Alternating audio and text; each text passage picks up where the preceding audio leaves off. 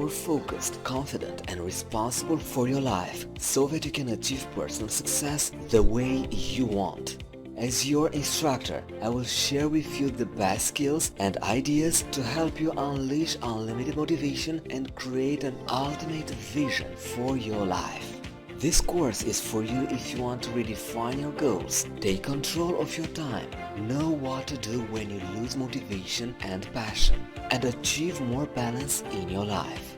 This course contains scientifically proven and time-tested methods to get rid of excuses, stay motivated and move forward so that you can achieve personal success the way you want.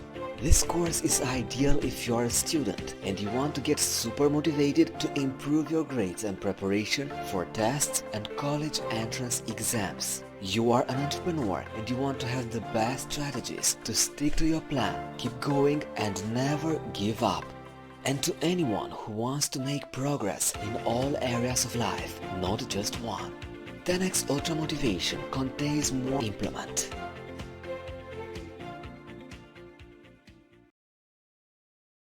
It can happen to everyone. Your happiest moment goes away and you have little to no energy to work creatively and enthusiastically.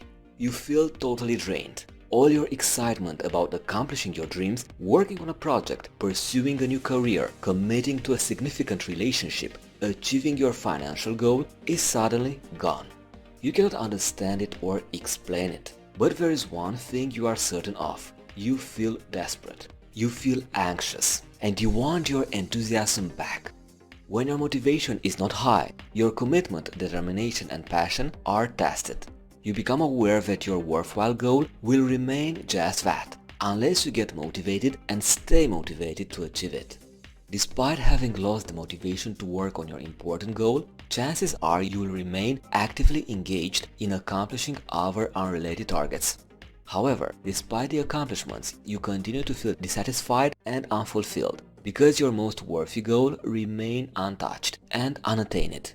Motivation is the energy that drives you to accomplish goals and is necessary for all types of success. You need motivation in huge doses and you need it daily. Parents have to stay motivated to raise their children. Students have to stay motivated to graduate from school. Employees have to stay motivated to get promoted and to stay employed. Writers have to stay motivated to complete books, and business owners must stay motivated to make profits. Often after the initial euphoria of achieving one goal has decreased, you need the motivation to begin working on the next goal. Motivation is power. Even when you are totally sad, your motivation can be affected by some factors, including disappointment in others, the loss of a loved one, hitting a plateau after a difficult accomplishment, becoming overwhelmed, and failure to take rewards for your hard work. Furthermore, the condition of your personal surroundings, fear, personal insecurities, unhealthy relationships, current projects, and fatigue can drain valuable motivation. The first thing to do when you have lost your motivation is to face the situation, confront it, and then correct it. When the motivation you rely on to accomplish a goal is gone, you must do everything within your power to rekindle the fire. You must remain focused on the desired result, whether it's the pain you will avoid or the reward you will gain as a result of achieving your goal. It's both possible and necessary to regain lost motivation, and it's easier than you think. You can take simple steps to stay enthusiastic and committed every step of the way until you achieve your worthwhile goal. So, here are 3 steps to recapture your motivation. First, readjust your focus. Imagine this. A lot is going on in your mind, but despite that, you decide to watch this great movie and become completely absorbed. As you are watching the movie, your anxieties about your job or business go away. Depending on the scenario, you find yourself laughing, crying, excited, inspired, or even agitated. That which you are focusing on is influencing your mood. Your personal circumstances haven't changed, but your new direction is now determining your feelings. When you readjust your focus, you can recapture your motivation. Ask yourself, what are you currently focusing on that's determining how you feel and affecting your motivation? How can you readjust your focus now? The second tip to regain your motivation: identify your greatest sources of inspiration and motivation. Take a pen and notepad and write down the names of 3 people in whose presence you come alive, whose words inspire your faith and confidence. What was the last thing each of these people said to you that meant so much? And how can those words motivate you today? Get in touch with these 3 people this week. Call, email or visit each one and let them know that you appreciate them and the value they have brought to your life. Don't be afraid to ask for help becoming motivated to achieve your goal. And the last tip to regain your motivation. Identify environments and activities that unlock energy and creativity. Maybe you feel inspired while browsing the bookstore, playing at the beach, visiting the mall, or attending a concert. Or perhaps an activity such as mentoring, dancing, exercising, hiking or volunteering gets you excited. When you are in an environment that awakens your enthusiasm, you feel motivated because of what you see and experience. Spend at least 2 hours this week in a motivating environment or engaged in an exciting activity. Then use the energy to work on your worthwhile goal. So, those were the 3 steps on how to regain your motivation. Readjust your focus. Identify your greatest sources of inspiration and motivation. And identify the environments and activities that unlock energy and creativity. The ability to get motivated to study can have a very positive effect on a student's study levels and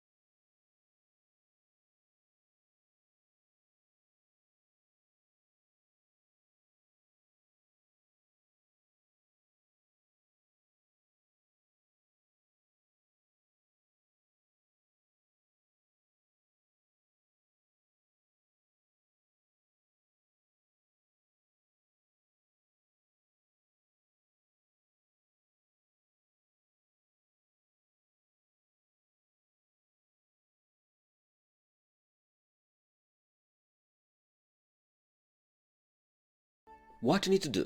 Set yourself a goal and determine an appropriate reward once the objective is accomplished. It's that simple and effective. By rewarding yourself whenever a goal is achieved, your brain sends positive emotions, leading to the realization that an effort results in a positive reward. You will consciously or subconsciously recognize that a high effort will result in an even more positive gratification. You start linking hard work with a gratification, with a reward, with a prize. You will associate upcoming challenges and necessary efforts to reach a goal as another chance to get rewarded, positive emotions. So you increase your motivation to study, which allows you to maintain your motivation at a high level until the objective is accomplished. Also, your willingness to make an effort, such as studying, to achieve the goal, an excellent grade, will raise when having a reward in mind that you have desired for a long time. Never stop learning. It's crucial that you do not reward yourself if you fail. If you are not able to reach the objective as determined, you would not get a reward. Furthermore, the reward should be received once the goal is reached, not any time before this. Here are some important tips for rewarding yourself to become motivated to study. Set a goal and determine an important reward for its accomplishment. Associate the efforts you take with the positive reward. Ambitious challenges require outstanding rewards. Basic objectives should only be rewarded slightly. Do not allow yourself to receive a reward if you fail, and reward yourself subsequently after achieving the goal. Just do it and start studying. Whenever you feel a lack of motivation to get started with studying, there are a dozen other activities that sound by far more interesting than studying. Sometimes you would rather watch TV, the new movie that came to the cinema, listen to music or hang out with your friends. The simple trick to overcome this dilemma is just to get going. Start studying no matter what. Boost yourself to begin with studying, regardless of if you feel tired or if the teaching material isn't interesting at all. You might have to force yourself, but it is worth it. Forcing yourself will allow you to free your mind from all kinds of negative thoughts about being lazy or lacking the right motivation. Basically, instead of wasting significant time worrying about being unenthusiastic and lazy, you take action instead. You will notice that once you are getting started just for a couple of minutes, time will fly by and you will get used to your tasks. Once you go into the habit of studying, it will feel just natural after a while to remain on your tasks for longer periods of time. Here are some tips to get started with studying. First, force yourself to do 15 to 20 minutes of studying for now. Don't agonize yourself by picturing the alternatives to studying. Try not to procrastinate. The more you focus on your task, the faster you are finished. Imagine the negative consequences of prolonging studying. If you are tired, get up and jump on the spot. Take a shower. And finally, prevent any distraction, such as email, telephone, smartphone, TV, internet, even friends, for a limited time.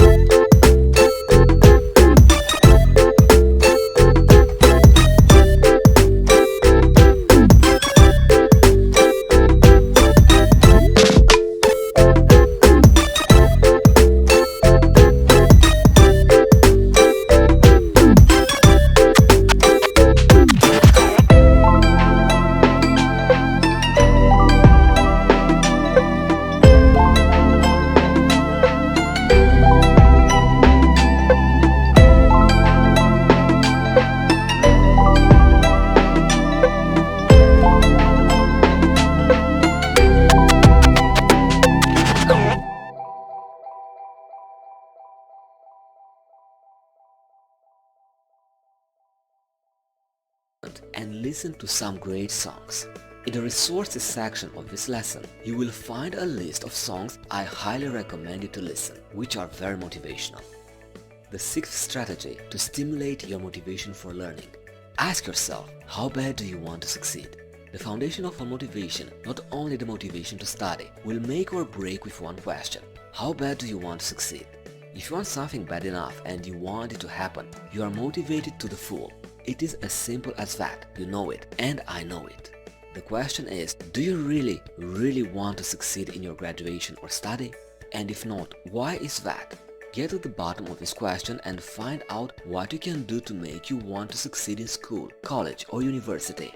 Focus on the higher purpose of your education, getting enrolled in your favorite college or university, earning a door-opening degree, or being recruited by the top employer you ever dreamed of. If you want to succeed in life bad enough, some lack of motivation to study will not be a difficult obstacle to overcome, will it? Here are some tips to increase your desire to succeed. Find out the reason you are studying. What is your driving desire to succeed in school, college or university? Where do you want to be after finishing your education? It always seems impossible until it is done. The next tip.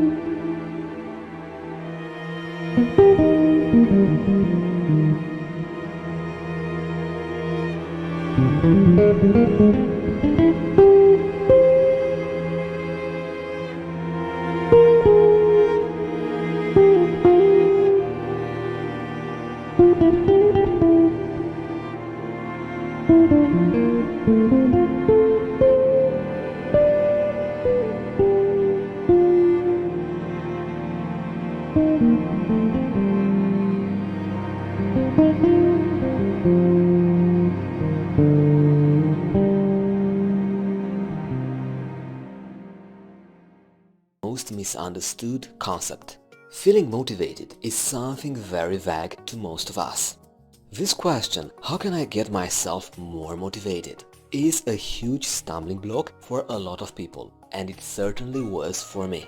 However, once you understand how motivation actually works, things will become a lot easier, and you will find out inside this course.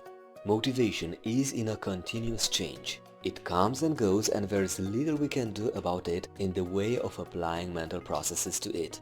Trying to get motivated is, simply put, a wild goose chase. The questions are then, how can we feel more motivated more often and for longer time periods once that feeling comes over us? And second, what are we supposed to do during the times when we don't feel it? The solution is the temporal motivation theory.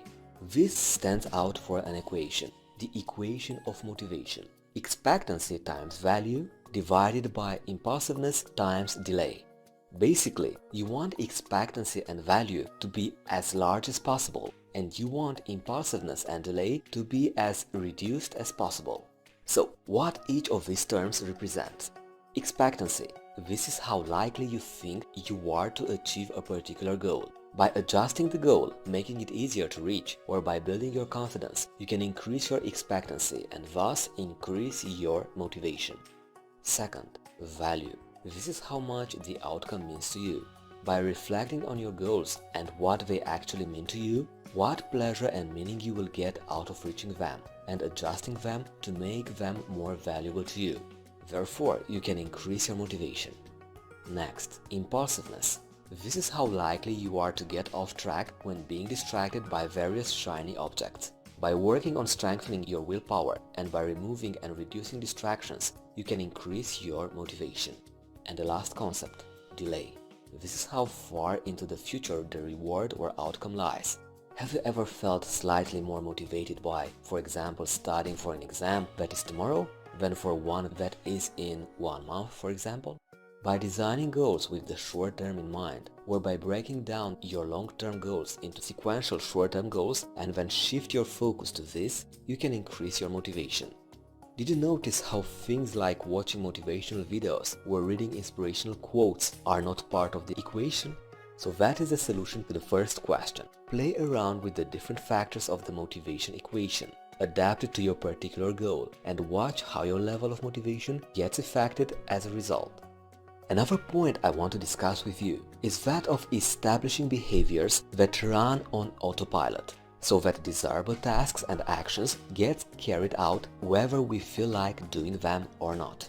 While habits in itself is a big subject and a topic for another course, if you can shift your focus from trying to get yourself motivated to identifying the smallest specific habit that is required for you to reach your goals, you will already have come a long way.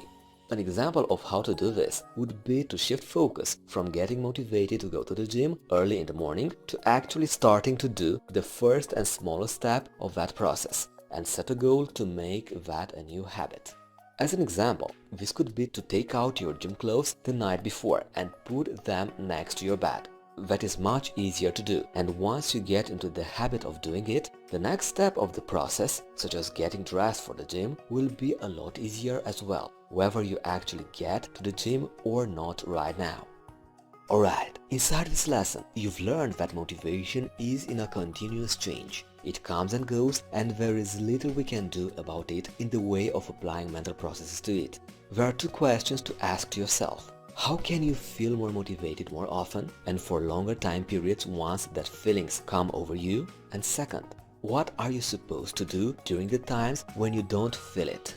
And for that, I've presented you the temporal motivation theory, telling that motivation represents expectancy times value divided by impulsiveness times delay. Your main goal is to push expectancy and value as large as possible and reduce impulsiveness and delay as much as possible. And in the end, we've discussed the idea of habits. What you need to do is to shift your focus from trying to get yourself motivated to identifying the smallest specific habit that is required for you to reach your goal or your goals. Alright, in the next lesson, I'm going to discuss with you how to get motivated to reach your goals. Thank you very much, and see you there.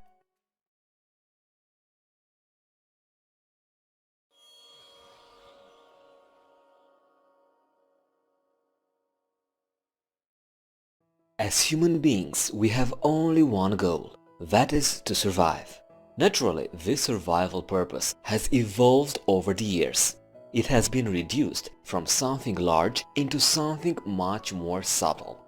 What is our primary goal nowadays? It is to live, and to live well, to live better than ever. This goal requires innovation. It needs to expand the limits which surround our lives. Without motivation, we would not leave our beds. We wouldn't strive to find better solutions. Without motivation, we would have nothing. Motivation is the call to action. It is the thing that forces one to take the right attitude. My recommendation is to understand motivation and the general determinants preventing you from your total acceptance of your goals. Know the ways in which you could become the best version of yourself. Now, what is motivation? Motivation is the process that starts, leads, and supports goal-oriented behaviors. Motivation is what prompts us to take action, whether it's washing our face in the morning or start studying for an exam. Motivation includes the biological, emotional, social, and cognitive powers that stimulate behavior. In our everyday life, motivation is used to explain why someone does something. You might assume that a student is so motivated to get an academic scholarship that she spends 4 months preparing the application. There are 3 components of motivation: activation, persistence, and intensity. Activation represents the determination to start. A person must take the decision at a conscious level. It is the root of all motivation. Actively searching for green nutrition information activates the motivation to start living a healthy life. Next, persistence involves one's drive through barriers after the initial activation. For example, after one gathers all the important information in order to eat healthy, persistence must step in to feed motivation. Finally, intensity. It measures one's level of power after initially activating and persisting. If one continues to eat healthy without a significant degree of concentration and effort, one is not truly motivated. For example, at the university, you can activate your enrollment. You can attend every single class. But if you are not fueled every day with study and push yourself outside of class, you will probably not achieve maximum success. In the next lesson, I will explain you what is the key difference between external and internal motivation and how this can help you in achieving your goals. So see you there. Now it is the time to make the difference between external and internal motivation. Why do we perform the things we perform?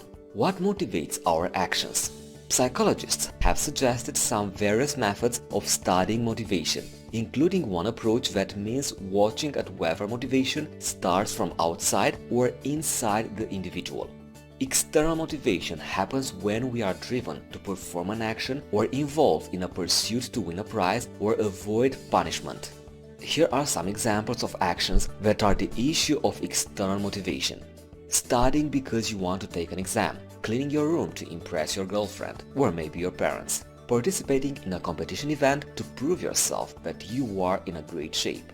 In each of these examples, the action is driven by a wish to get a reward or avoid a negative consequence.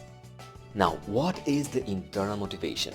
Internal motivation involves acting in a way that is personally rewarding, doing an activity for its own purpose rather than the hope for some external validation. Here are some examples of intrinsic motivation. Playing a computer game because you find it interesting. Competing in a physical activity because you like it. Playing brain games because of the challenge and fun involved. In these examples, the person's response is triggered by an internal desire to engage in an activity for its own good. Between this external and internal motivation, which do you think is the best? The main distinction between the two types of motivation is that external motivation originates from outside of the individual, while internal motivation rises from inside. External motivation can be useful in some circumstances, though external rewards can cause excitement and participation in something in which the person has no original interest.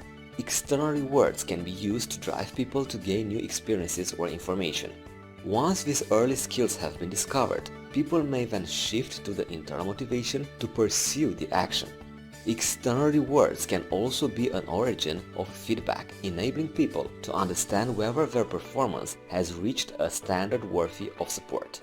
External motivators should be avoided when you see the activity intrinsically worthwhile, or when offering a reward might make a fun action seem more like actual work.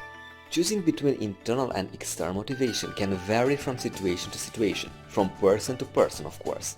In some cases, people have no internal desire to join an activity. Excessive rewards might be uncertain, but when used correctly, external motivators can be a helpful tool. For example, external motivators can push people to finish a task at work in which they have no internal benefit. The conclusions are the following. sudden external rewards do not decrease internal motivation. For example, let's say you accomplish your sales target at work because you enjoy working with clients and your manager decides to reward you with a gift card to your favorite hotel during your next holiday. In this case, your underlying motivation for getting more clients will not be affected because you genuinely love getting in contact with people on a daily basis. However, this needs to be done with attention because people will get used to expect such bonuses. Next, recognition can help build internal motivation. Researchers have discovered that giving positive recognition and feedback when people do something greater in comparison to others can improve internal motivation. Internal motivation will fade, however, when external rewards are given for accomplishing a particular task or only doing minimal work. For example, if parents excessively praise their child every time she achieves a simple task, she will become less internally motivated to do that task in the future. In the end, what happens if we lose our motivation? Without motivation, one cannot move forward. Basically, your hometown becomes your only town. Your first job becomes your only job. Lack of motivation leads nowhere. But this lack of push does not result in lack of feeling. Emotion is the vibration behind the loss of motivation. These sensations come in forms of fear of failure, stress, fear of the unknown, and low self-esteem. If you cannot work through these emotions, you cannot build a solid motivational soil. And without this soil and accumulated goals, failure goes in. You can feel a lack as the past few years of one's life went toward nothing. Remember this, lost years don't come back, but the feelings of failure remain. Fortunately, these feelings of lack can be the main reason to drive your motivation. Good use of feelings is important. Work on the business activity you dreamt about, but you never took action. Ask yourself why you never thought to go to the gym, for example. Understand that there is a whole world out there waiting for you. You need to claim it. Alright, in this lesson, you learned that motivation is what prompts you to take action, whether it is washing your face in the morning or start studying for an exam. There are three components of motivation: activation, persistence, and intensity. We can find our motivation inside or outside of ourselves. External motivation happens when you are driven to perform an action or involved in a pursuit to win a prize or avoid punishment. Internal motivation involves acting in a way that is personally rewarding, doing an activity for its own purpose rather than the hope for some external validation. Choosing between internal and external motivation can vary from situation to situation, from person to person. In some cases, people have no internal desire to join an activity. Excessive rewards may be uncertain, but when used correctly, external motivators can be a helpful tool. And without motivation, you cannot move forward. Thank you very much for being with me, and see you in the next lesson. In this lesson, we will discuss some captivating ideas that researchers have discovered about the psychology of human motivation. Some might amaze you, and some might give you ideas how to drive yourself and others. The first theory of motivation discussed in this lesson, instinct theory. Psychologist William McDougall studied the instinct theory about human motivation. His fundamental conclusions rooted the instinct theory as a way through life, a way that guaranteed continuity of life via natural selection. The behaviors he studied were not limited to biological needs. He studied human instinct, which has many nuances. But what is an instinct? Instinct means an inclination to behave in a particular way without involving any thought. Everything is spontaneous, happening in a sort of matter, of course after an unusual occurrence. Human instincts include a series of circumstances sourced in both psychological and physiological needs. Psychological motivations such as love, fear, happiness, appreciation, humor or interest. Physiological motivations such as thirst or hunger. By the 1920s, the instinct theory was replaced by other motivational theories. But contemporary evolutionary psychologists still study the impact of genetics and heredity on human behavior. The second theory, drive theory. This theory was popular in the 1940s-1950s as a way to explain motivation, learning and behavior. The creator is Clark Hall, and he was one of the first researchers of human motivation. According to him, the decrease of drives is the main force behind motivation. He built his system around the notion of homeostasis, the concept that the body actively strives to maintain an internal balance or equilibrium. For example, your body adjusts its temperature to secure that it will not become too cold or too hot. Hall thought that behavior was one of the forms that an organism keeps this equilibrium. Clark Hull also proposed that all motivation occurs as a consequence of these biological necessities. The term drive is used to introduce the idea of tension or arousal created by psychological or biological needs. Hunger or the need for warmth are examples of drives. A drive generates an unpleasant state, stress that needs to be decreased. This tension is reduced when humans search for ways to meet these biological needs. We eat something when we are hungry. We turn on the heat when we are cold. So he proposed that humans will then replicate any action that diminishes these drives. Hull believed that human performance relies on the stimulus-response mechanism. His theory has its origins in biology and doesn't take into consideration our internal drives, our life goals. However, he provides a decent knowledge of the source of motivation. The third theory discussed in this lesson, Maslow's hierarchy of needs.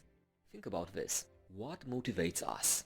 According to psychologist Abraham Maslow, human beings are motivated to fulfill basic needs before moving on to other, more advanced demands. Maslow first introduced his concept of hierarchy of needs in his 1943 paper A Theory of Human Motivation and his subsequent book Motivation and Personality. This hierarchy is represented as a pyramid. The lowest levels of the pyramid contain the most fundamental needs, while the complex needs are located at the top of the pyramid.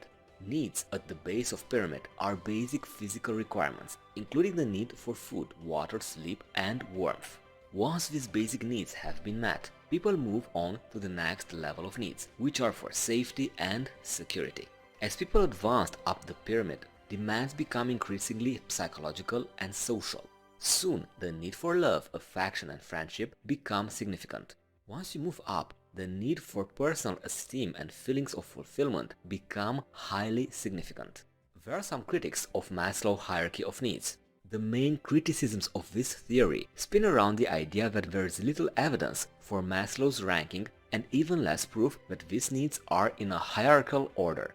Despite these critiques, Maslow's hierarchy of needs represent a shift in psychology. Rather than concentrating on unusual behavior and development, Maslow's humanistic psychology was focused on the development of healthy individuals.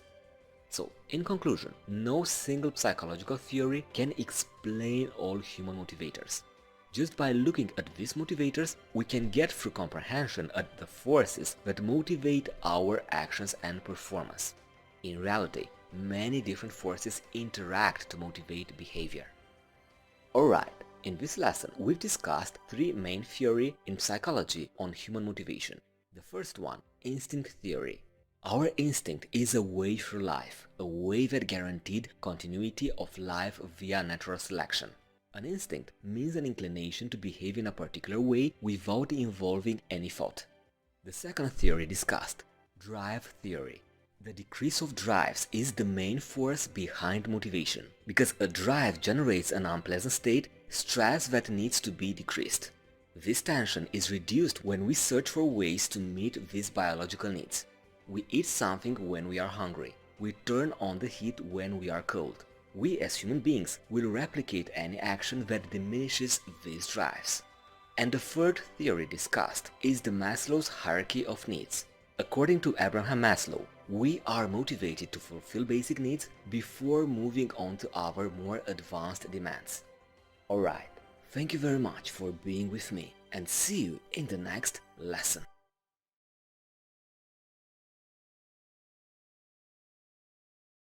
Feeding yourself with the motivation to succeed is not easy, especially with very real human weaknesses on the horizon. For example, when sadness appears, there might be times when you cannot eat even properly, think properly, and work properly.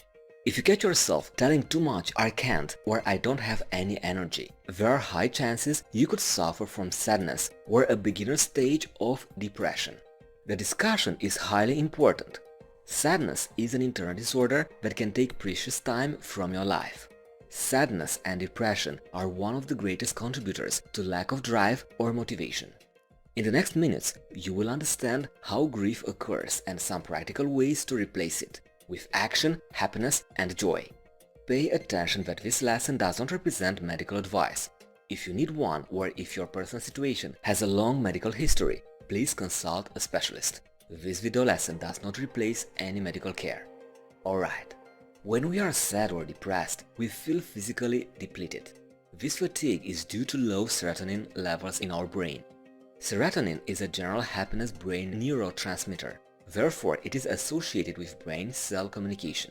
It feeds our brain with excitement, with energy to get up and take action. When this serotonin is lagging in our brain cells, our energy levels fall and our desire to appreciate and enjoy our day dissipates. The idea here is that when we are sad, we cannot nourish our personal relationships, develop our business, or expand our comfort zone. Rebuilding motivation after a down period can be hard. Usually, we tend to feel lost or incapable of even the basic actions. Feeding our depression by staying in bed for several days leads to more bad days. Sadness leads to more sadness, grief, depression without the proper action tools. So, here are some steps to take charge of your life after a dark period to regain motivation and energy. The first action: set the alarm and make your bed. When you are in a dark period, you might be uncertain of time constraints as you avoid everything in your life. Your alarm alerts you of the schedule in place. It tells you when you should wake up and start your daily activities. Making your bed pushes you toward a visualization. Your life does not have to be messy. You can take control of your day. The second action to take charge of your life: make a list of things you need to do or used to enjoy. Just by visualizing the things you used to do or need to do written out on paper, it can boost your brain. Schedule the time to do these things. Separate them to avoid being overwhelmed after this downtime. The third action: force yourself to do something good for yourself. You should force yourself to do something you do not want to do. Your brain makes you stay in bed to maintain a low level of activity. So you need to go outside, go for a walk. This will trigger a change in your emotions, which will motivate yourself to expand little by little your actual comfort zone. The next action: meet with friends and family. They can give you a boost. They will be able to watch out for you, to care for you better than you can care for yourself. This will make you realize the importance of relationships on your mood. It will take you out of your initial environment, the environment in which you maintain your sadness, your bedroom, your house. In the end, remember this: being in a dark period will make you stay in that negative zone because it will seem like the easiest path. On the other hand, as human beings, one of our distinct traits is responsibility. You have the power to work on yourself and reclaim your motivation despite the down moments that we all have at some point or another in our lives. Remember your wishes, your dreams, your personal goals. You have the power to reach them. Alright, so in this lesson, we've discussed about sadness and how to overcome it. And I give you 4 actions to take charge of your life if you are in this dark period. First, set the alarm and make your bed. Second, make a list of things you need to do or used to enjoy. Third, force yourself to do something good for yourself. And fourth, meet with your siblings, your family, your friends. Thank you very much and see you in the next lesson. Fear of failure is tremendous. It implies a lack of forward motion. This fear of failure has many forms. You could subconsciously undermine yourself to miss out on larger, greater failures. This way, you can assure yourself that failure was going to happen anyway, that there was no other way around. But believe me, this is not how you should live your life. Low self-esteem is recognized by statements like, "I cannot do that," "I'm not good enough," "she or he will not like me." For example, if you're a man and you feel that you are not at the level of the woman with whom you like to talk to, you will never try to approach her. This fear of failure in the form of low self-esteem provides no motivation to approach that woman. Hesitation to incorporate new projects into your schedule is a sign of fear of failure as well. Only trying new things is a way to recognize new goals and assimilate into ready motivation. It is a way to recognize the beauty in our world. An example of this relies in simple everyday decisions. For example, to go to have lunch to a known location or to go to a different new restaurant for lunch. The place you already know has good food. You already know that. On the other hand, the new restaurant, which is not a part of your world, its food can be terrible or can be excellent. But the hesitation to try, however, shows an internal fear of failure. This fear of failure translates to all aspects of life and can modify your motivation to push your boundaries, to get out of your comfort zone. Perfectionism is a second facet of fear of failure.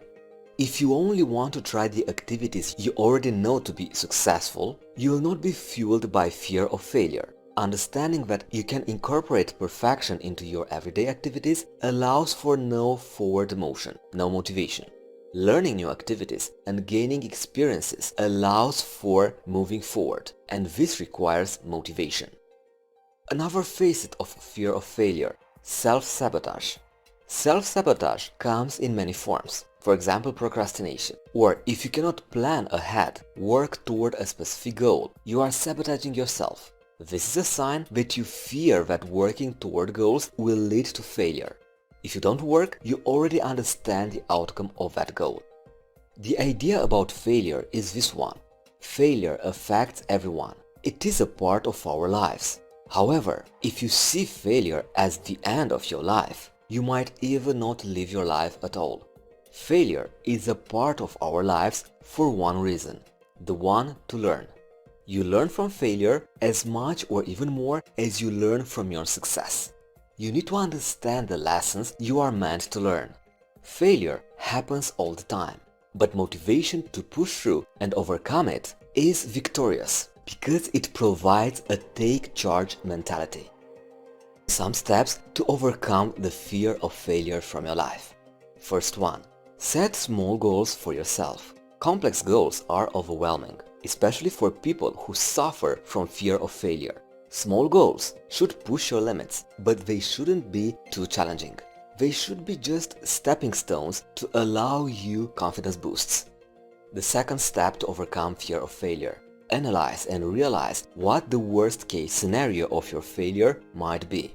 Most of the times, failure just leads to disappointment or a bit of embarrassment. It's not the end of your world. Of course, this is not a pleasant feeling, but this feeling can pass. Remember that. Have a B or C plan. Allow yourself to have a backup plan in case you fail. That way, you will be able to breathe and to continue taking action if your plan A fails. It will make you more confident and relaxed. And the fourth step to overcome fear of failure: analyze every outcome. Fear of failure is a result of fear of the unknown. If you write your negative outcome on a piece of paper, you will have the ability to prepare without the fear of the unknown, which keeps you from logical, clear thoughts. So put your foot forward. Don't allow fear of failure to influence your life, personal, professional, social. Take action. Every day is a beginning with a different and energetic ending. In this lesson, we've discussed about fear of failure. This has many signs. It can be self-sabotage, perfectionism, or hesitation. And I gave you 4 important steps to overcome it, such as: set small goals for yourself. Understand what the worst case scenario of your failure will be. Have a plan B or even a plan C. And analyze every single outcome, because fear of failure is a result of fear of the unknown.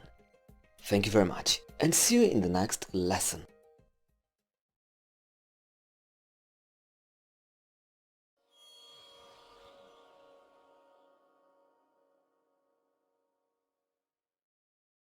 Self-esteem is made up of the thoughts, feelings and opinions we have about ourselves. Self-esteem isn't fixed. It can change depending on the way we think. Over time, habits of negative thinking about ourselves can lower self-esteem. Sometimes people don't even realize that they are thinking so negatively about themselves. But once you are aware of this thought, of this thing, and know that the way you think is up to you, you can begin to change the way you think. And changing the way you think about yourself changes the way you feel about yourself. Motivation allows goal seeking and life building, while low self-esteem forces you to remain in that place. Here are some important low self-esteem signs. These symptoms explain important attitude adjustments. Only with correct self-esteem you can truly reach your goals and have a dynamic motivation. So, here is the first sign. Cannot receive compliments. The low self-esteem person cannot take a compliment. This individual will just deny it and argue it with all the reasons he believes he does not add up. The praise could be anything, but this person has enough reasons why he or she should not accept those compliments. Moreover, that person thinks that maybe this compliment is a form of sarcasm. The next symptom, hiding behind a mask. The low self-esteem person fakes his real self. He pushes in front of him a false person. In his life, he's hoping that other people will not sense this unrest with his life and his own self. Therefore, this person is trying to act all the time. And this constant performance, if we can say that, directs into anxiety. The next facet of low self-esteem, indecisiveness. The low self-esteem person is afraid of making a poor choice and looks stupid to his colleagues or friends or family. This person assumes that those around him would choose a much better option. He does not trust his own thinking, his own opinion. Next sign, lack of assertion. The person who lacks assertiveness gives up very quickly. This person thinks that every decision he will make will result into failure. This person thinks that he is wrong by default. He doesn't argue his points or shows his opinions to others. This person tends to give up after the first sign of defeat. Moreover, he tries to be a yes man on the surface, agreeing almost to everyone. And the last sign of a low self-esteem person, living in the past. A low self-esteem person does not live in the present moment. He is thinking about either his future or his past. All the time he is filled only with regrets for the future failures. So he cannot build correct motivation to create a better future for himself. He just continues to think that he is either not good enough or he will continue searching for the mistakes made in the past. So this kind of thinking, with a foot in the past and with the other foot in the future, goes nowhere and allows no growth. Now, my advice to you, if you are a low self-esteem person, is to claim your motivation to move forward. You need to forget the past or the future in order to motivate yourself to live in the present moment. Present moment is the only thing which you can control. Here are some tips how to increase your self-esteem. First one, stop comparing yourself to others. You know, it might seem obvious, but everyone is unique, and this is a true statement. The things you are good at are not the things other people are good at, and vice versa, of course. Stop comparing yourself to your surroundings, because you will never be happy. Understand yourself, understand your strengths, work on them, because there will always be someone else to compare yourself to. This constant invalidation will ultimately defeat you. The second advice, respect yourself. If you don't respect yourself first, others around you will not bother finding the time to know you better and respect you more. Respect yourself and respect others. Respect their difference. Respect their values, their strengths and their weaknesses. Understand that you are worth more than you think you are. You are worth that promotion, that leading role. The next advice, understand that you are in control. No one else can make you feel bad about yourself. For example, if someone wants to attack you, you will react. You would either fight back or run away. You wouldn't allow to be harmed on purpose. And yet, you allow yourself every day to hurt yourself internally from the inside out. The next advice: write good things about yourself to yourself. Keep a gratitude journal. If you feel bad or like you are not worth your goals, write a few things you know you like about yourself. Concentrate on those things. Read those words out loud to allow your brain and your physical body to understand them. And the final advice: surround yourself with positive people who think positively and have a healthy vision on life. Remember that so much of your motivational outlook reflects in your environment. If your environment is fueled with positivity and healthy thinking, your perspective on your goals and yourself will be positive as well. So that was our lesson on low self-esteem. We've learned that self-esteem is made up of thoughts, feelings and opinions we have about ourselves. We also learned about the different facets of low self-esteem. For example, cannot take a compliment, lack of assertion, indecisiveness, hiding behind a mask, and living in the past. I've also gave you some advices how to increase your self-esteem, such as stop comparing yourself to other people, or understand that no one else can make you feel bad about yourself. Respect yourself, write good things about yourself to yourself, and surround yourself with positive people who think positively and have a healthy vision on life. Thank you very much for being with me in this lesson.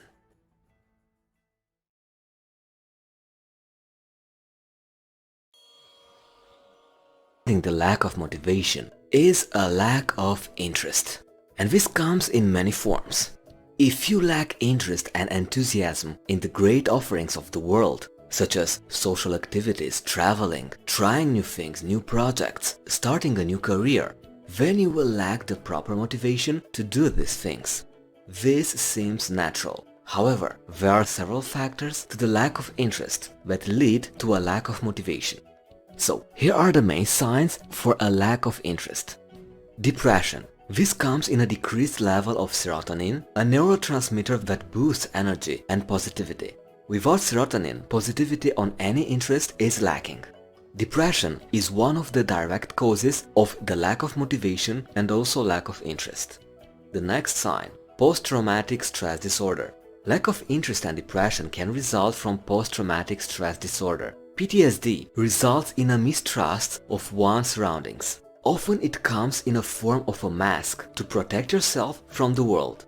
This mask results in a lack of interest. People who suffer from PTSD have a very fragile psyche, and they need to work through several things with a specialist before taking small steps toward an initial goal to ultimately retrieve one's lives once more. So as I've said previously, if you suffer from this disorder, I strongly suggest you see a specialist. The next sign of lack of interest: lack of belief in yourself. For example, your interest may only lie with things you know will be successful. Therefore, your life contains no actual forward motion, no action. Your life remains stagnant. And the last sign or reason for lack of interest: lack of incentives. An incentive is essentially the thing waiting at the end of an accomplishment, such as the carrot dangling before a horse, pushing the horse moving forward, continuing his way. It is that thing you deserve after completing a great task, that promotion or that smaller sized dress. If you are not fueled by a sense of accomplishment after completing something, or if nothing is waiting at the end of the tunnel, you might lack the understanding of why you should do anything. Here are some steps to increase your interest. Re-evaluate yourself and your activities. When you do things, what are your reasons for doing them? What are your incentives for completing the dishes, for example? You clean the kitchen, of course, your incentive is in this equation. And what are the reasons for exercising? Staying in shape maybe, losing weight, impressing women or men? If you have a lack of interest in things you know you have to do, write down the list of incentives for these activities. If you don't want to do your work, for example, understand this: if you don't do your job, you will not get paid. If you do not get paid, you cannot do fun activities, pay your rent, eat lunch, traveling. The incentive for doing things might be a little shaded, a little gray. However, if something is worth doing, there is always an incentive. For example, doing something creative might not result in an immediate reward. However, the feeling of creating could be your stimulus.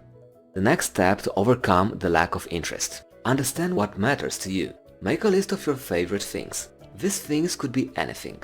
Anything that makes your heart beat a little faster and your mind winds a little easier.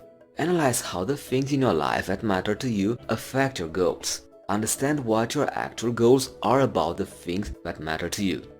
Look at the hierarchy of needs. Are your personal biological needs being met? Do you have a proper home and a decent income? Are your friendships worthwhile?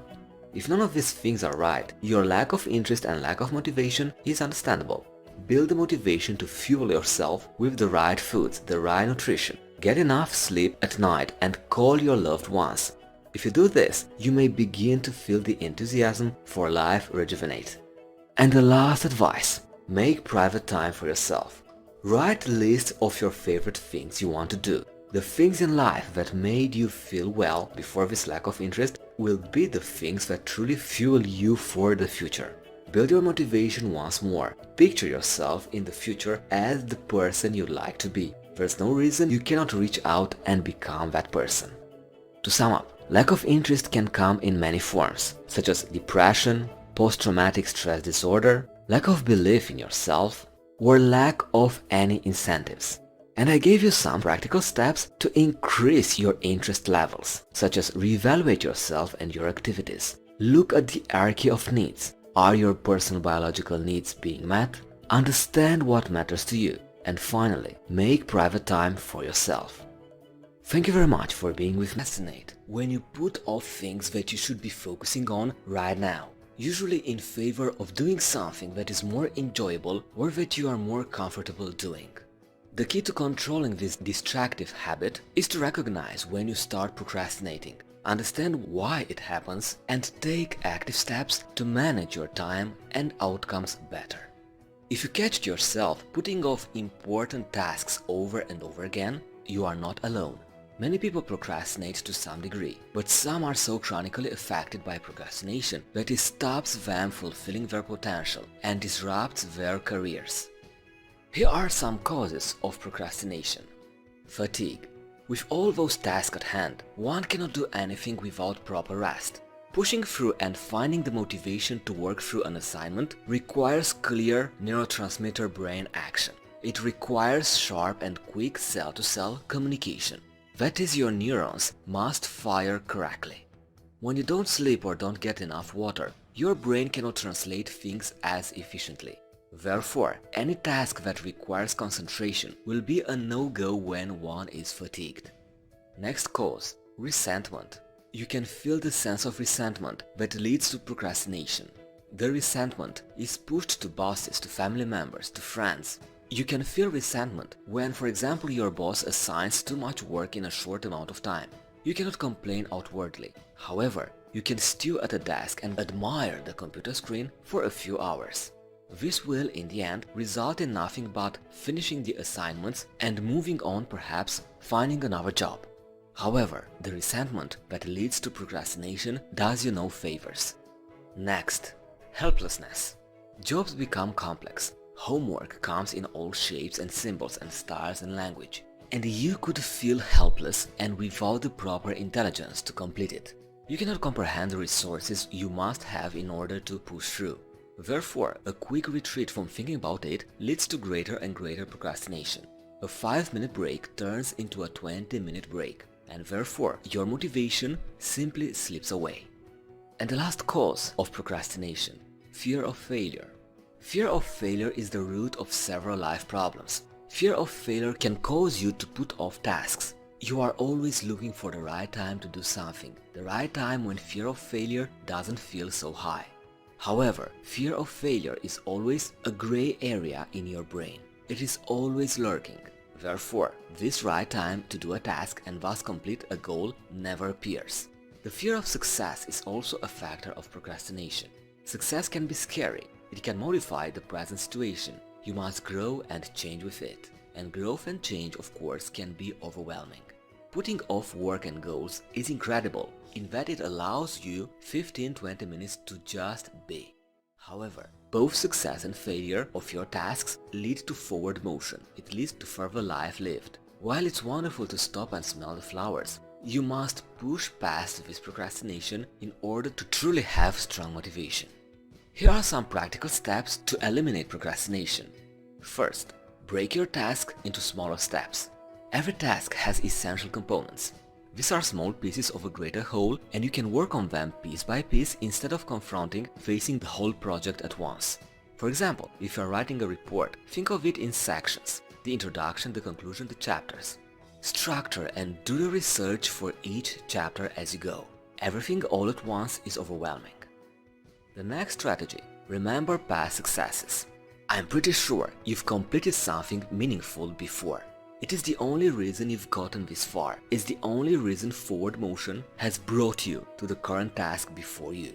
Think positively.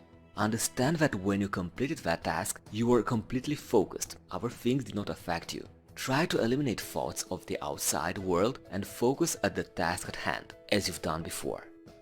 Third point: reward yourself along the way. If you complete 2 of your tasks, for example, you could take a 5-10 minutes break. Give yourself a specific schedule.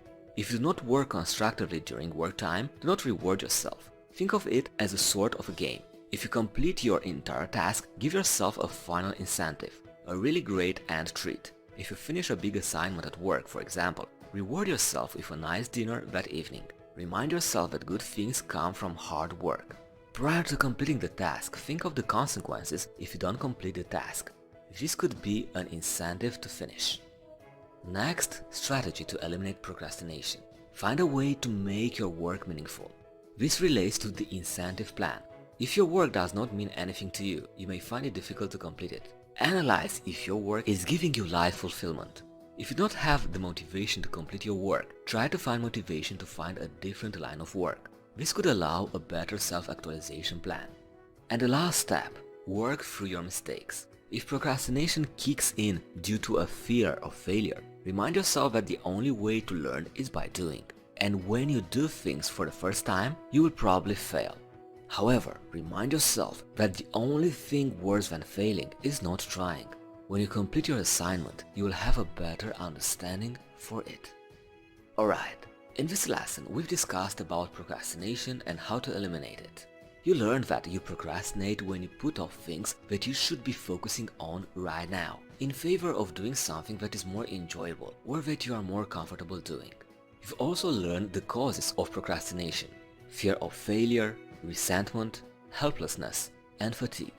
And you've learned 5 steps to eliminate procrastination from your life. Break your task down into steps. Remember past successes. Reward yourself along the way. Find a way to make your work meaningful, important, and work through your mistakes. Thank you very much, and see you in the next lesson.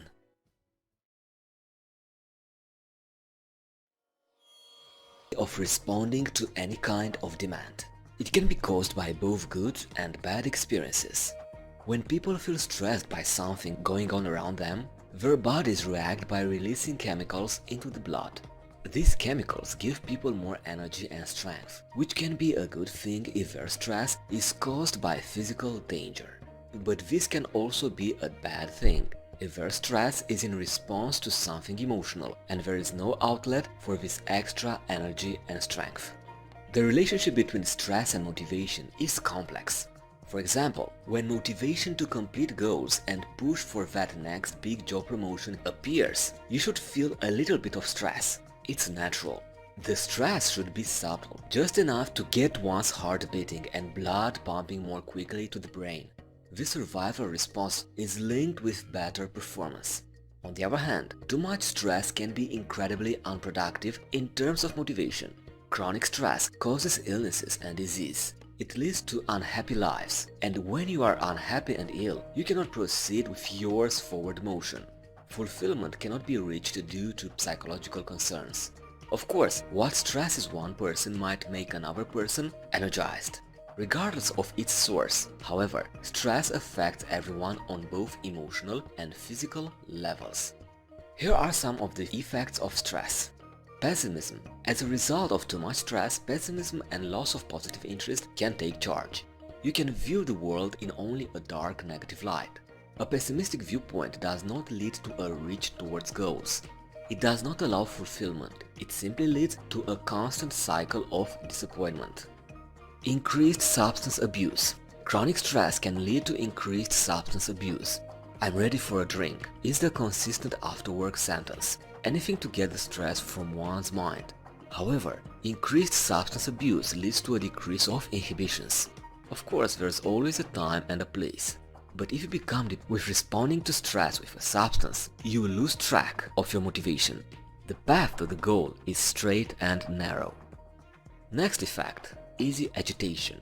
Quick frustration and agitation lurks in anyone who is fueled with chronic stress. This can affect everything from relationships to the ways in which you eat. For example, the quick frustration can damage a friendship, one that was necessary for the third stage of the hierarchy of needs. Moreover, you could eat non-nutritious foods due to an agitation with the rest of the world.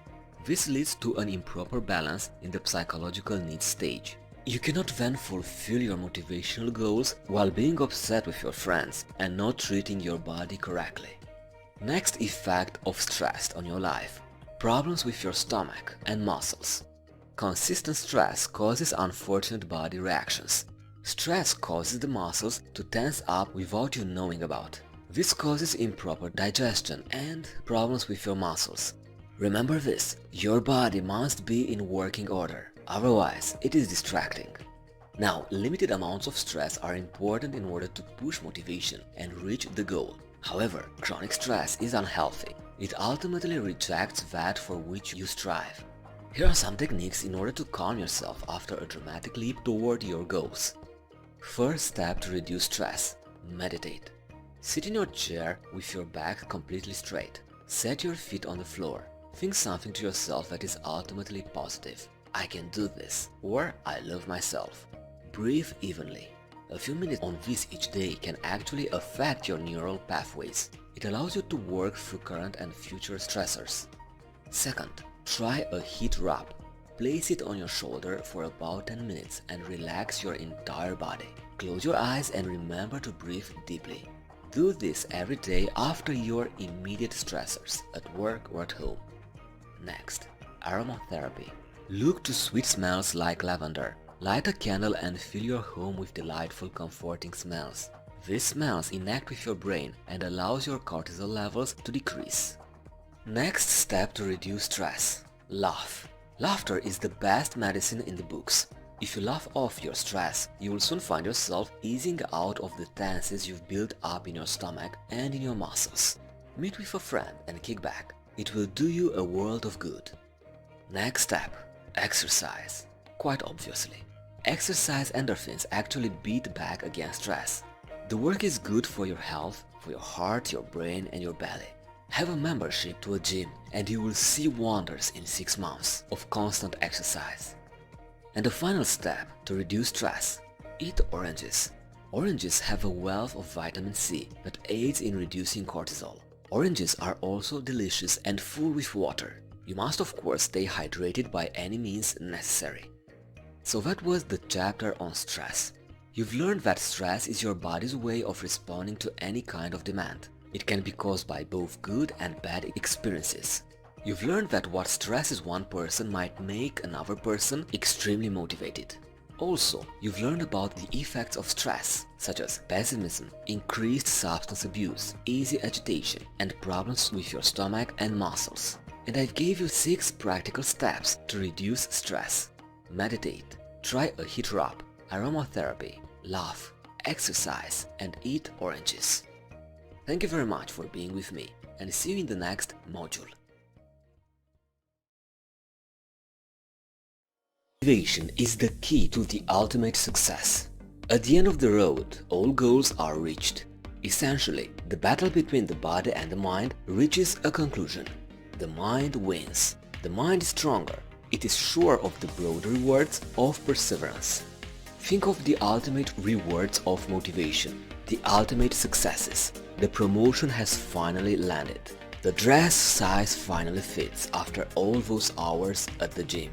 The college graduation is completed. Goals are attained every day, and yet the motivation behind those goals is the real heartbeat. Working through all the various things can be incredibly tricky. People fall behind, lie stagnant and still on their road to their first goals. However, pushing through and achieving provides the ultimate reward.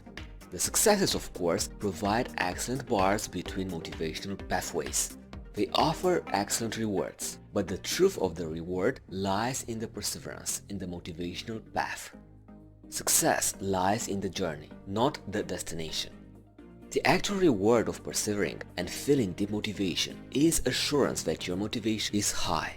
One can work with one's self-motivation and life fulfillment to achieve further goals. Also, there lies a sense that one has a purpose in life. One has set a series of targets and achieved those goals. For example, a woman has always longed to be a dancer. She finds a real depth of life in the music and the movements. She works every day for hours on her routine. She understands the actions and she glides with the music, feeling its every beat. Her ultimate success, perhaps, is her performance at the end of a long string of practice. However, her real success is that her purpose has been reached. She wanted to dance, she wanted to feel whole, and thus she did. However, when this fulfillment and sense of self reaches this successful height, it's important to take a break. Everyone requires a recharge. Everyone deserves a few days to unwind, to take the cortisol levels down a notch in one's stress-haven brain. This break is in a sense a reward. This reward will exist the next time around when perseverance toward a goal seems nearly impossible. Remember, reward strokes positive outcomes, and life is not all work, no play. Forward motion is continual. After the initial goals are laid to rest, you must persevere toward a greater, higher field. Failure is a part of the road. Failure has happened before and it will happen again. Mistakes pushed toward continued education and continued knowledge. However, because you have already been fueled by motivation and pushed through the initial battle, you lead yourself with a sense of positivity, a sense that you have done this all before. Therefore, this positivity pushes to realms outside of your goal sector. Your positivity affects others as well, other people currently striding down their path. Positivity is a real fuel.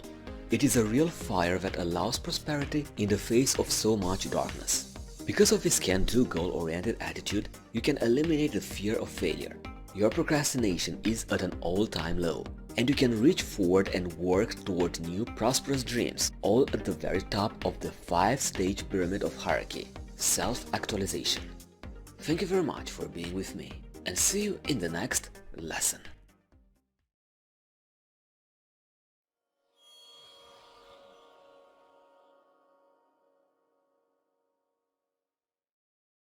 Your satisfaction in life depends on your level of empowerment. It depends on your knowledge on how much of your life you can control, how much of it you believe you can take charge of. When a person starts thinking that there is nothing he can do to change his circumstance, he becomes a victim. Sad and powerless, he becomes stuck in a downward abyss, unable to seek help, unable to move forward. No matter what the circumstance, you must learn to develop a sense of control. Remember that there are two types of environments, the outside and the inside environment. The outside environment is challenging to control as there are many factors which influence it. You cannot control the weather, you cannot control time, you cannot control other people. The outside environment is something which you need to learn to accept, something which you need to learn to predict. The outside environment is sometimes beautiful, but sometimes it can also be unkind. Whatever it brings to you, remember that you need to develop a sense of control.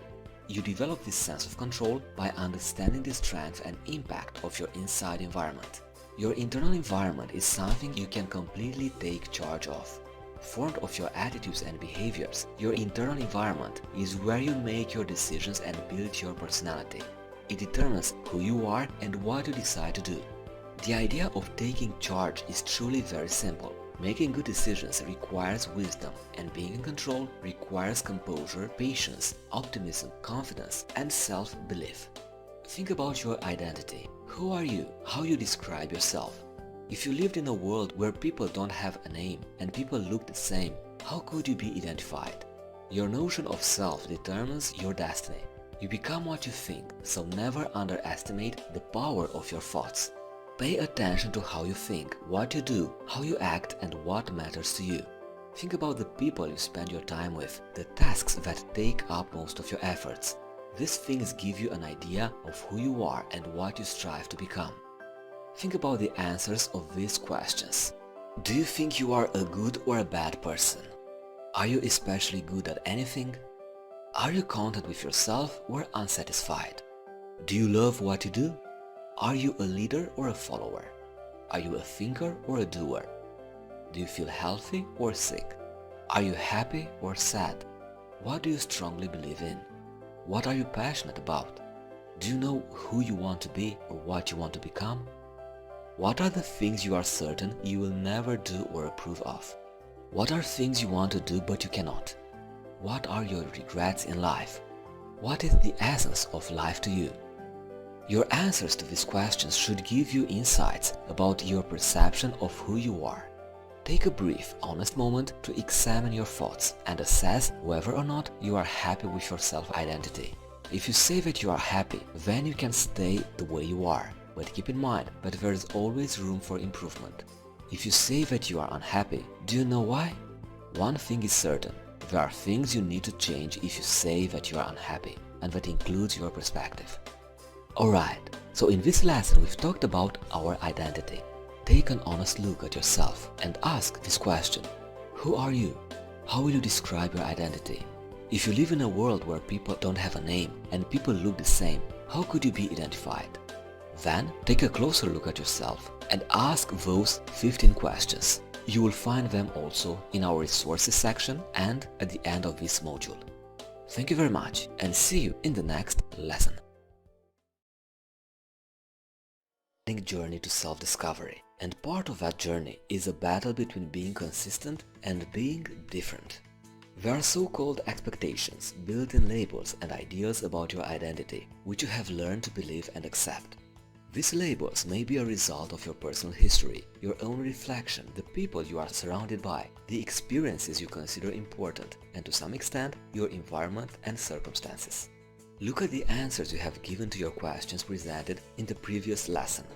Can you come up with labels that come as a result of your self-assessment? Can you determine events, experiences, or reasons as to how you have answered the way you did to those questions?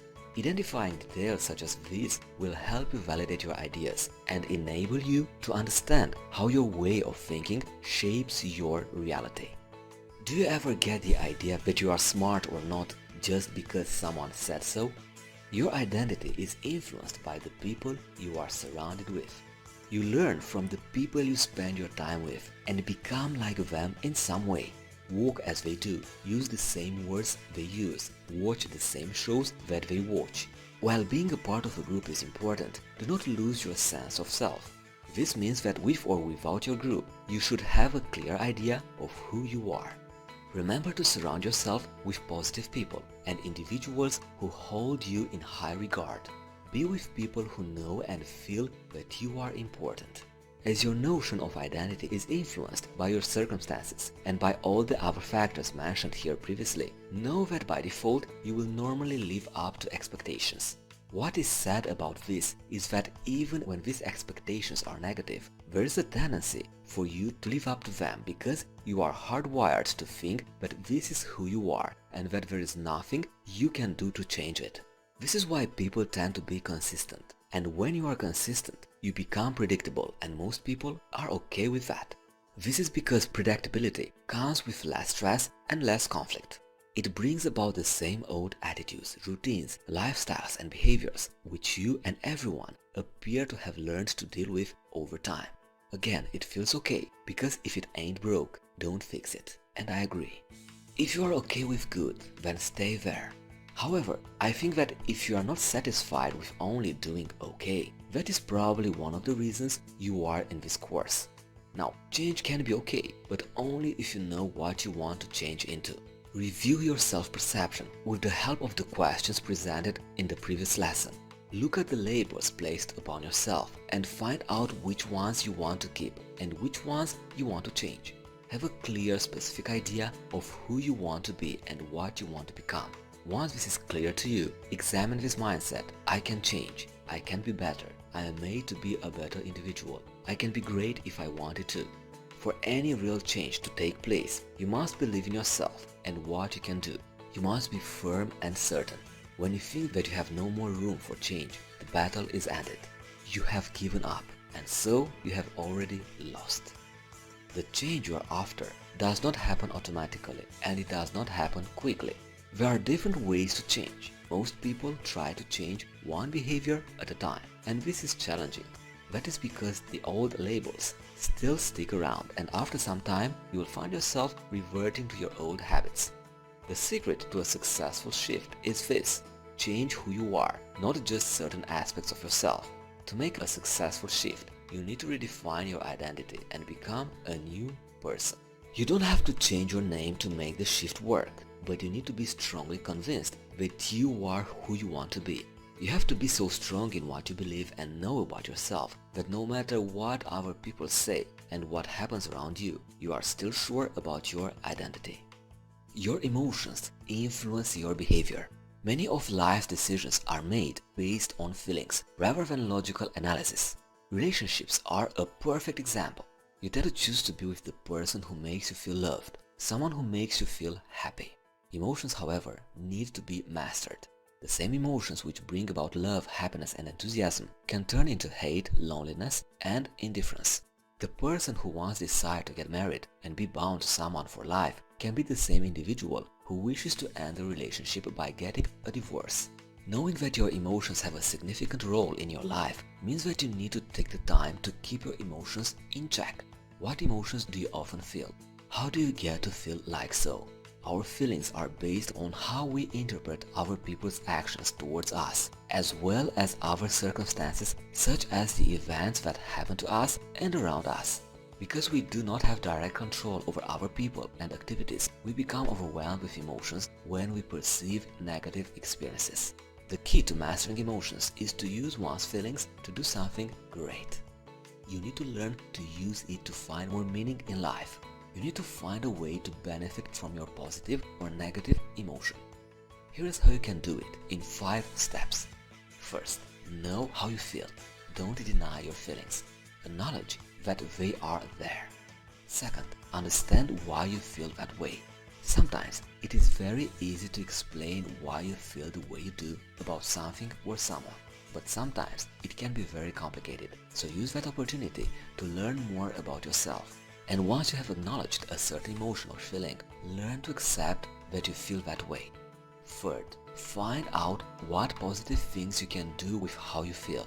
No matter how bad the situation is and how bad your feelings are, there are good things you can do with your life. For example, people who have experienced violence and abuse can choose to stay angry and sad. They may even act negatively towards others due to distrust or due to the idea of revenge. On the other hand, people who have experienced abuse may also choose to transform their feelings of anger to motivate actions that will help other people who may be vulnerable to the same situation or experience. Fourth, remember your past. Continually learn from your negative experiences and use your positive ones to establish strength and confidence. And the last tip, take action. Do something with how you feel. You can change the way you feel by what you think, say or do. Look out for feelings or discomfort, fear, hurt, frustration, disappointment, guilt, hopelessness and loneliness. These emotions are the catalyst for change, so make sure that the decisions you make to create the change are well thought and will contribute to creating a positive outcome. Refuse to be a victim of your negative assumptions and instead be capable of choosing positive interpretations to the things that happen in your life. It will not always be easy, but it is a way for you to keep moving forward. It is the way by which you can accomplish a personal breakthrough. Alright, in this lesson, you've learned that there is a never-ending journey to self-discovery, and part of that journey is a battle between being consistent and being different. Next, the change you want to do in your life does not happen automatically and it does not happen quickly. Then, your emotions influence your behaviors, and relationships are a perfect example. You also learned 5 strategies on how to use your positive or negative emotions to find more meaning in your life. First, know how you feel. Second, understand why you feel that way. Third, find out what positive thing you can do with how you feel. Next, remember your past. And the last tip, take action. Thank you very much for being with me and see you in the next lesson.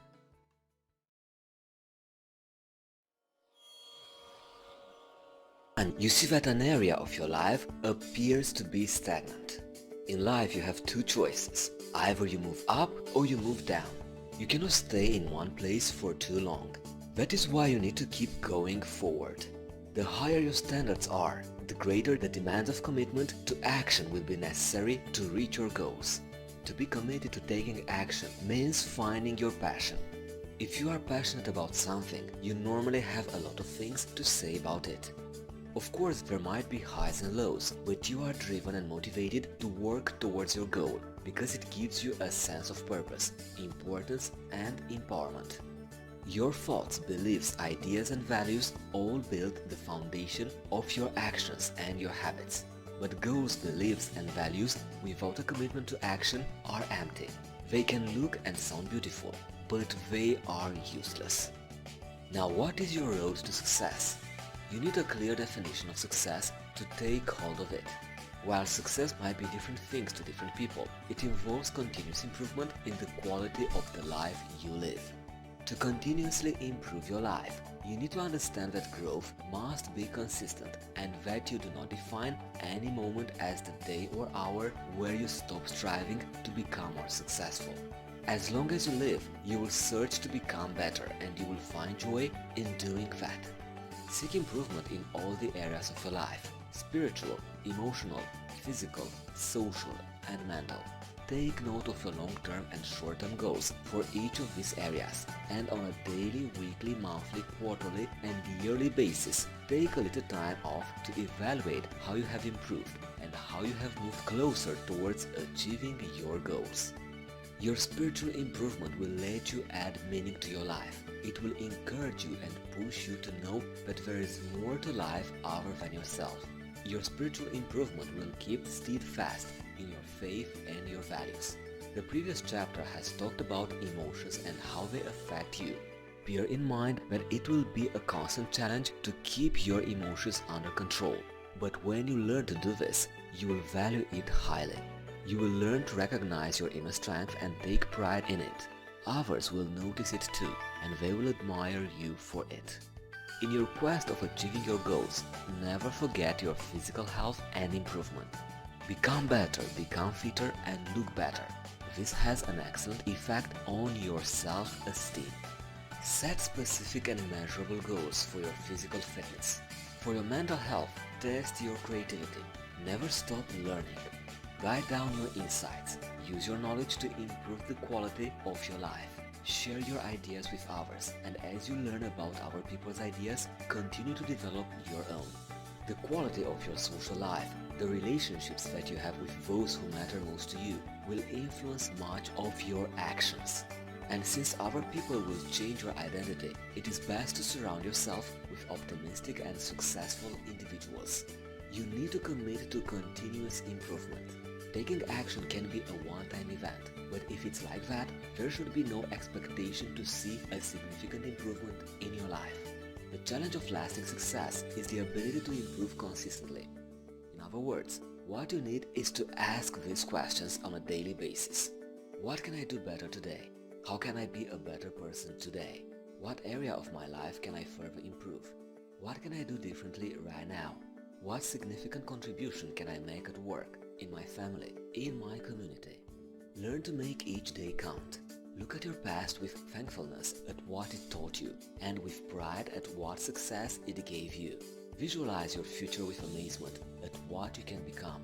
Enjoy your present, knowing that it is a result of your past and a springboard for your future success. You need to ask good questions for yourself. We all engage in self-thought and ask questions for ourselves.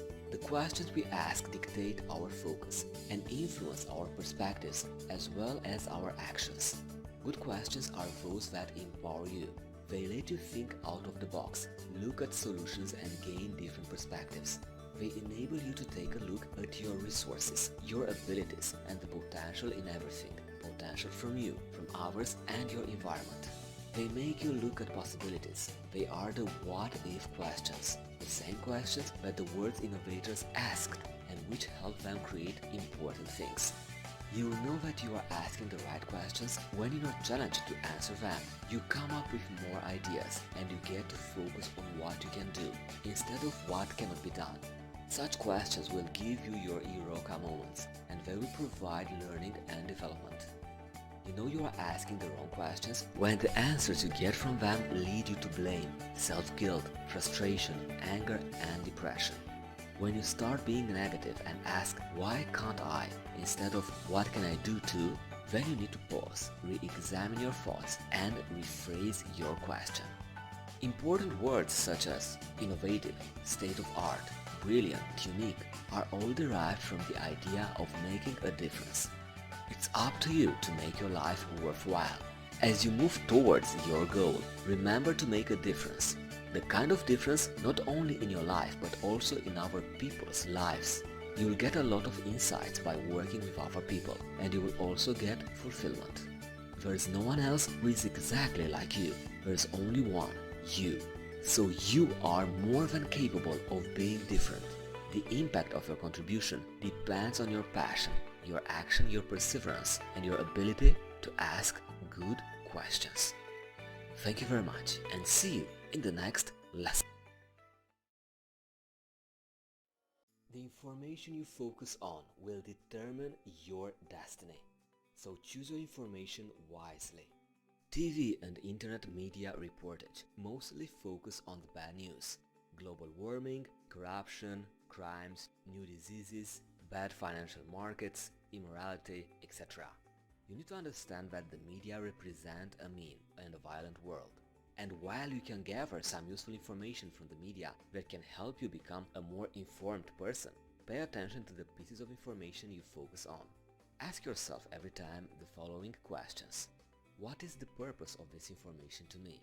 What can I do with it? Only concentrate on getting information that you can use. Whatever it is that has no use for you will be a waste of time and a waste of your efforts. For instance, if showbiz gossips have no use for you, then don't spend an hour and a half watching those type of TV shows unless you believe you can use them. Second point, where has this information come from? Not everything that is printed or broadcast is real. What you read, watch or listen to may have several agendas. So who is behind it and what is the purpose of publishing a specific article? What is the motivation? For example, a tobacco company may sponsor a news article saying that cigarettes have no negative impact on your life. Watch out for information overload. How many of us spend more time online nowadays compared to the time spent on real people? Another thing to watch out for is strong emotional attachments to stories which can serve as an obstacle to your productivity. Sometimes a story is so compelling that it hits close to home and you are unable to direct your emotions to something positive. Be optimistic. Some people say that being optimistic is like being a dreamer, but this is not true. Being optimistic is the ability to visualize winning against all probabilities. And if you take a look at the most successful people, even the perfectionists, they are optimists because they believe in their abilities to achieve success no matter how many times they have failed and no matter how many individuals said they couldn't do it. So, you have to be the optimist, the pessimist and the realist. Who should you be? You should be mostly an optimist, so you can easily access opportunities. You should be enough of a realist who understands risks and consequences. And you should be a little bit of pessimist who finds out what isn't working and seeks ways on how things can be made better. So 80 to 90% of the time you should be optimistic. Note that optimism is not an excuse for you to totally suspend your critical thinking faculties. Keep asking good questions. You should learn to take risks and get out of your comfort zone, believing that doing so will be worth it.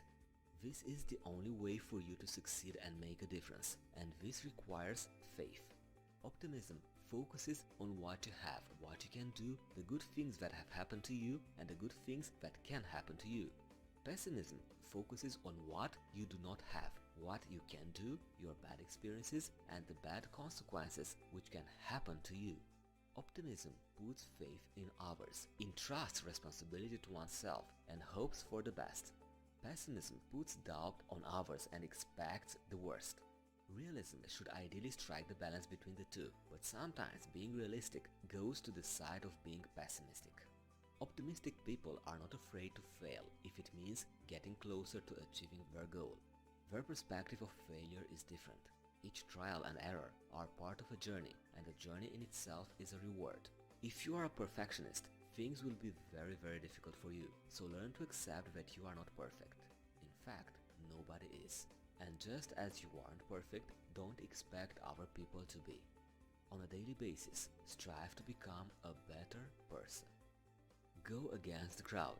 There's a tendency for people to follow the majority.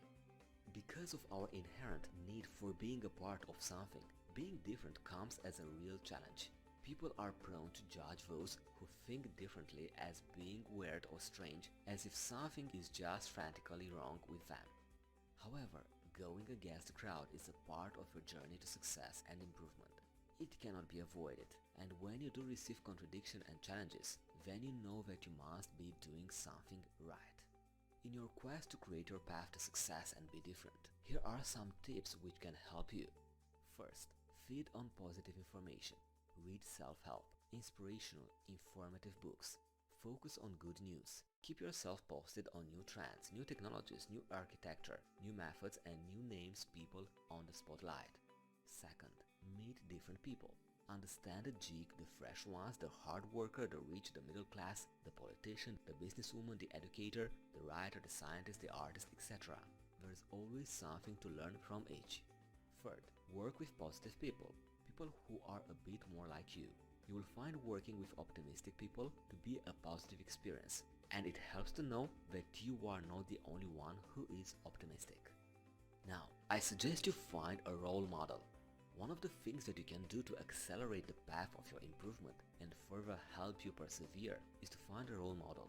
Read stories of successful people and you will see how they were unafraid to go against the flow. You will see the challenges they went through and you will later relate them to your experiences. You can also take advantage of the lessons they have learned and avoid the mistakes they already made. Alright.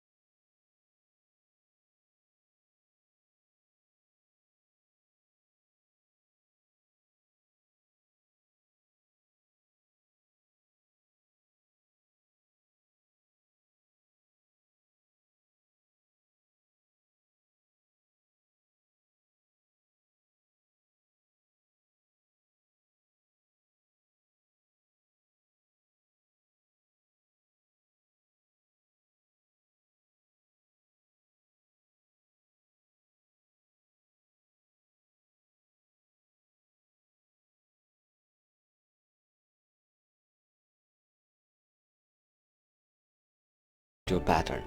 The fourth step is to come up with an alternative. There's probably a reason for you to smoke. It makes you feel confident or makes you feel relaxed. It helps you socialize. So how you can get the same kind of results without posing a danger to your health?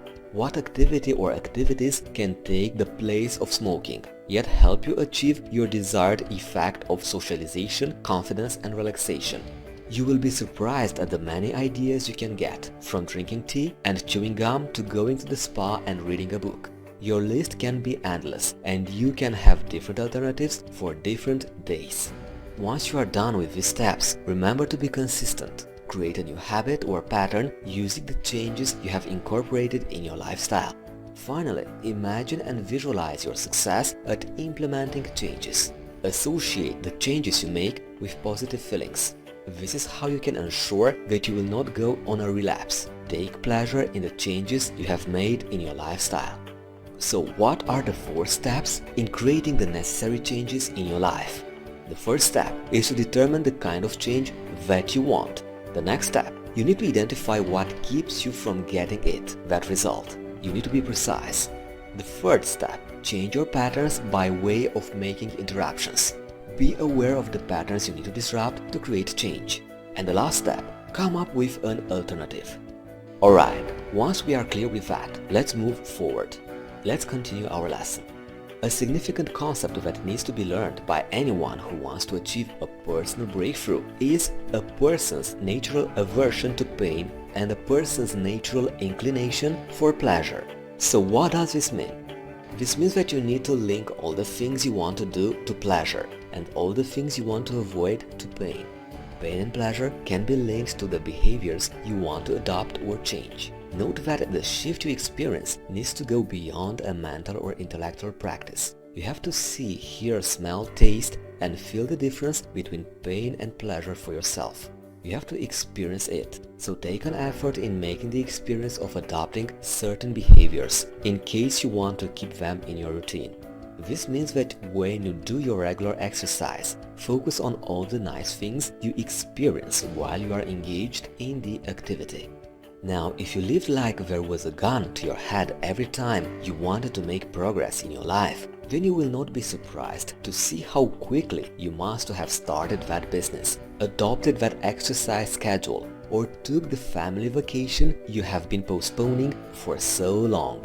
The key about leverage is the ability to make the small things project big results. Make it your leverage to be able to associate pain or negative experiences when you do not push through with the positive changes you have planned for your life.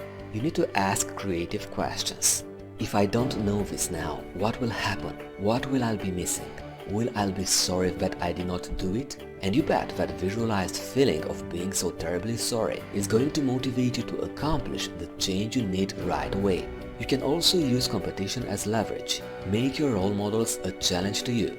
A problem is bound to make your journey to personal breakthrough all the more exciting, and your goals will be more tangible. You have to be at least one step further away than where you were yesterday. Keep on moving forward. One more thing to always remember is your reason for doing something. Your reason should be strong. It should exhibit your passion. When you know your purpose, the hows, wheres, and whens will follow. So your primary tasks for changing are this: determine your what and your why. Thank you very much. 50-50 Kobe. Say it one more time. Say it one more time. 50-50 Kobe. Say it one more time. 50-50 Kobe.